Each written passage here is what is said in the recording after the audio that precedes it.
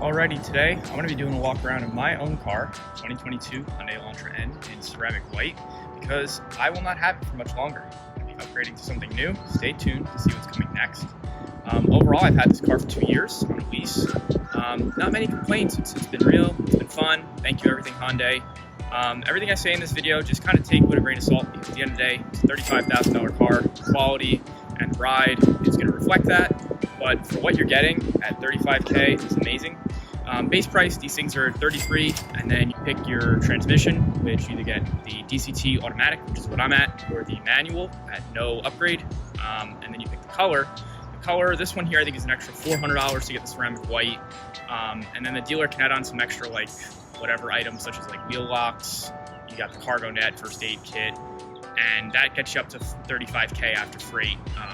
At $35K, really no complaints. Thank you, Hyundai. The Elantra N is, of course, the sportiest model in Hyundai's lineup, featuring some nice 19-inch wheels. I've upgraded from the standard Michelin Pilot Sport 4S's that come on this car. For where I live in New Jersey, I've gotten stuck in the snow twice in this thing. It is front-wheel drive. Definitely need a set of all seasons if you are considering one of these up north. If not, the PS4s were an excellent tire when the car was new, and I bought it during the summer. The car rode excellent, but over the winter, definitely got to get some all-season tires. This car has 245s all around, which is a pretty serious tire at this price point. My next car won't even have 245s. It'll have smaller tires than that. Tires, honestly, the stock ones are not that good. Definitely worth the upgrade. I really do like the body lines. Most people hate the way this car looks. I bought it because I love the way the car looks. The wheels are unlike anything else I've ever seen. Love the end center caps. The red brakes are a nice touch. They're not going to be Brembos, they're just Hyundai Sport brakes, so nothing too special there, but they are super grippy, and after 20,000 my brakes are fine. I haven't had to replace them, and you know I'm definitely on those.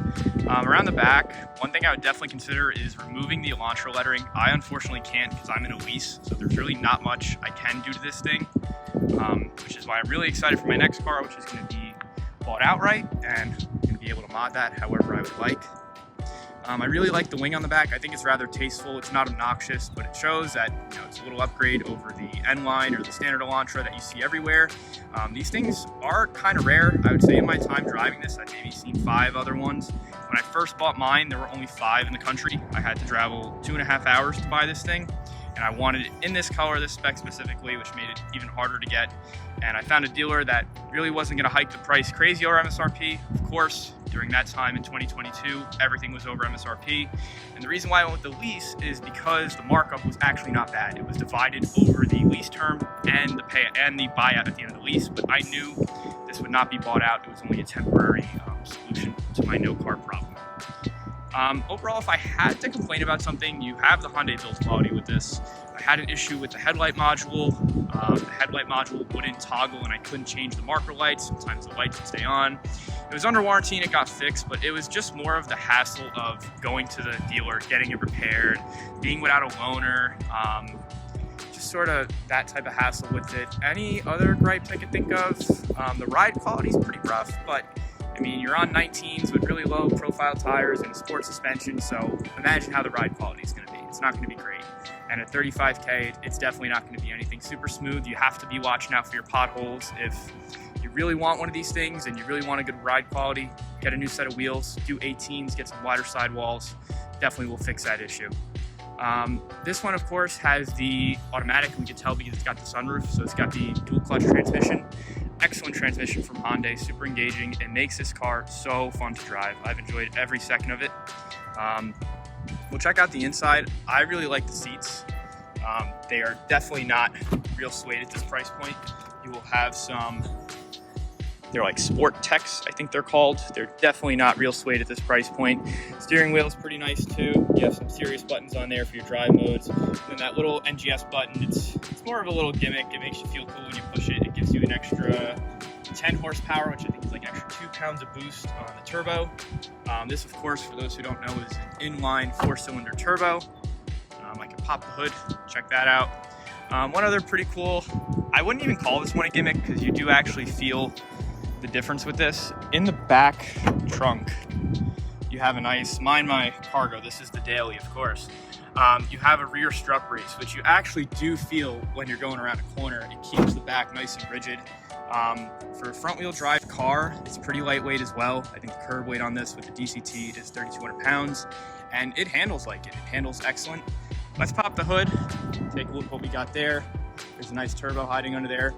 And this car isn't super fast, 0 to 60 in 5 seconds, quarter miles around high 13s, low 14s, depending on tires, conditions, all that. But it's fast enough to get you in trouble if you are not careful, which is why I'm running a Escort red line on there. But definitely be careful if you buy one of these. It is pretty quick and you will exceed the speed limit quickly, so watch out for that.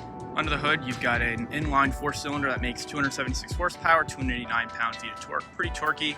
Of course, the hood is going to be a manual strut. You'll have to lift it and put it there. There's no power struts at this price point, as expected. One thing I really like about the engine bay is that your fluid wells are clear, so you can check the fluids by eye. Unfortunately, my next car, fluid wells are black because they want the engine bay to look nice, and everything is all checked by computers. Not really a fan of that. The engine cover on this is really nice. Gets a little dusty under here. And then back there, we've got the nice turbo. You can definitely hear that thing spool up, especially when the passenger windows are open. Most people will put intakes on these things and then you can really hear it. But like I said, I'm in a lease, so I'm kind of stuck with what I can do. So overall, if I had to give a few things I didn't like and the kind of reasons why I'm upgrading, number one has got to be the ride quality and the limitations of front wheel drive. Especially on the PS4s, the stock tires, there are some traction issues unless those tires are nice and warm. Under 45 degrees, you have no grip with the PS4s, so just keep that in mind if you're going to buy one of these. Another thing, it sounds pretty good for a 4-cylinder, but I mean, how good do 4-cylinders sound? So I'm really excited to get into a 6-cylinder engine and get a new exhaust note. If I had to say what I love about it, I love the styling, which is pretty controversial. I think it's quite tasteful and sporty. I like the interior a lot. You do have some cheaper materials, but it's really rugged and can't complain. It looks sporty. The ambient lighting inside is sick. The sound system is pretty good. And probably my favorite feature has to be the remote start that comes standard with the DCT. Hyundai, it's been a nice 2 years. Thank you for everything. Stay tuned to see what comes next.